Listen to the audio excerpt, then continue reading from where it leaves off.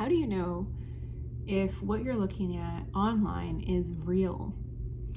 This brings me to the subject of the dead internet theory, and I'm going to read the Wikipedia page to you so that you can come on this journey with me. But before I do, I want to say hi to those of you who I maybe haven't seen in a while, who haven't seen me in a while. It's really good to be back here. I'm happy to be here. I'm looking forward to sharing more content with you with some more consistency. Would love to keep sharing my journey with you. It's been a while. It has been quite a trip, I'm telling you. And I have a lot of stories I love to share with you, and stay tuned for that. For those who don't know me, my name is Mishalee. I am not defined by the things I do in my profession, and I'm not defined by the things I share on my YouTube channel. And in some ways, there's a part of me who feels compelled to tell you all the things that I share here on this channel, but I'm not gonna, because I am not a cog in the algorithmic machine. Hello, I'm just happy to say hi. That's it. There's tons of stuff I talk about. There's tons of stuff I think about. I'm a person. I am diverse. I have things that I like sharing that is beyond the tiny little algorithmic niche that the internet is trying to force me into. Okay? So, with all that said, I'm going to talk about the dead internet theory, and I'm going to read for you this first paragraph of the Wikipedia page. So, the dead internet theory is an online conspiracy theory that asserts that the internet now consists mainly of bot activity and automatically generated content manipulated by algorithmic curation, minimizing organic human activity to manipulate the population. Proponents of the theory believe that these bots were created intentionally to help manipulate algorithms and boost search results in order to manipulate consumers. Some proponents of the theory accuse government agencies of using bots to manipulate public perception. The date given for this internet death, was generally around 2016 or 2017. Later on in the article, it says that it was explored as early as the 2010s on forums like 4chan, and then it has actually extended beyond 4chan land all the way to technology conferences and things like that in academic circles. So this is a subject that's being parsed apart by all kinds of people. The dead internet theory, very interesting concept. How do we know that what we're looking at is real? How do you know that I am not a robot? How do you know? How do you know? This could very much be content made with an AI machine that took a picture of my face or some imaging of my face and put it here. And this could be somebody else's body.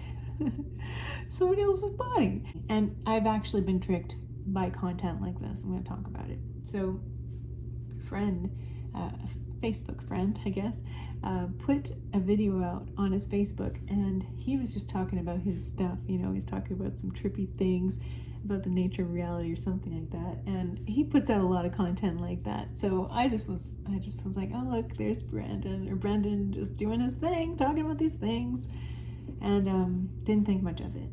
Next week, the week following, he makes another video and he says, hey, did you all notice that the last video I put out of myself was AI generated? Because it didn't seem like anybody made any kind of comments about that.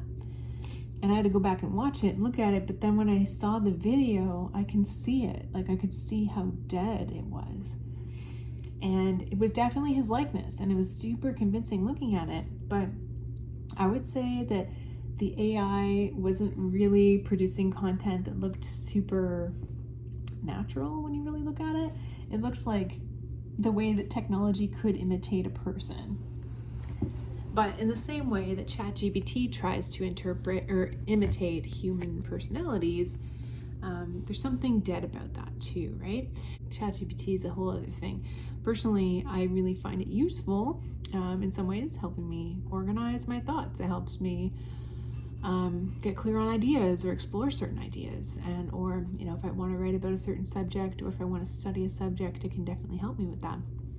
But if people are using ChatGPT to essentially write for them, if they're using ChatGPT to emulate their personality, if they're using ChatGPT to represent their business in their online copy, then in some ways they are compromising their authentic voice in exchange for the convenience of generating content in an expedient way.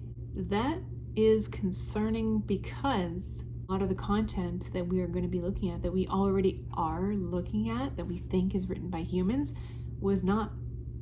And it was just copy pasted bits of content and data and information that's been borrowed, and merged into a sort of human-like voice made by a machine, made by AI. So it's concerning in some ways, and I get it. There's a lot of interesting conversations online about ChatGPT, and I say interesting because I'm being optimistic, and I genuinely do find it interesting. But I would say that the majority of the conversations I'm seeing online are just conspiratorial in nature, and people who want to point fingers out there at the thing that is victimizing them in some way, and it's the elusive they're doing this to us, and we're this and we're that. And to me, I just don't find that to be a really valuable conversation. It's just another narrative that's trying to get us to buy in, and I just would rather be a free-thinking being, and I would rather ask questions and be curious about those narratives too. Just because they're alt narratives doesn't mean that they're also true. I want to be part of communities where we are exploring subjects with our real thoughts and real genuine curiosity, and not trying to get other people to subscribe. But anyway, yes, this idea of subscribing, it's all about that, isn't it? It's all about click here to get this, and hit the bell and get notified, and like this video and subscribe, follow me, and blah blah blah. Oh gosh, it's so repulsive. It's just the same everywhere you go. YouTube, it's like you get onto somebody's channel and like everyone's talking the same. Even real people are emulating this sort of way of talking that we're all so used to consuming, right? And we're all so used to consuming it because it puts us in a hypnotic trance. It doesn't promote wakeful thinking. It doesn't promote constructive thought. It just coos us into this hypnosis. It coos us into this like deadening of our human experience. And I don't want to be that for you. I want to be the kind of reflection in this weird digital landscape that actually gets you inspired to think for yourself. And I know that you love to do that because we have found each other, right? And I love to do that too. So I sincerely hope to be that for you in what I'm sharing here, and also what I've shared with you in the past, and what I intend to share with you in the future. And please forgive me if there's been any past version of me who has attempted to fit myself into the algorithmic machine in a somewhat automated, unhuman way. I know that there's been part of me who's been trying to just do the YouTube thing right, and follow the formula or something like that, but and I know that I might lose subscribers, and I know that not everyone's really going to get it behind this style of content creation, but I want to do something more real. I want to respond to the deadening of the internet by bringing more life and more reality to it. So that's going to be how I'm going to be moving forward with this channel. We are here on our devices doing this a lot, right? We're in a hypnotic trance, and maybe we get some relief from the trippy dippy nature of this human experience we're all having. Maybe we need to be able to escape and check out sometimes, and I totally get it. Me too. But we need to be on the lookout for the deadness and the deadening of our human experience. I think that there is something worth looking at when exploring this theory, and I am so curious what you think about it. Tell me what you think. What do you think? Is the internet dead? Is it dying? What about reality? Is reality dead and dying? Like, how do we know that there aren't simulated humans out there? How do we know that we're not simulated humans? How do we know that we're not bots for each other? How do we know that? It's possible that I'm on a layer of reality right now where I am real and all of you are bots. And it's possible that you are in a layer of reality where you are the only person who's real and I'm a bot, and so is everybody else. It takes me to some interesting places in my mind. And yeah, I just like flexing all of that. I like just like trying on these ideas, chewing on them a little bit.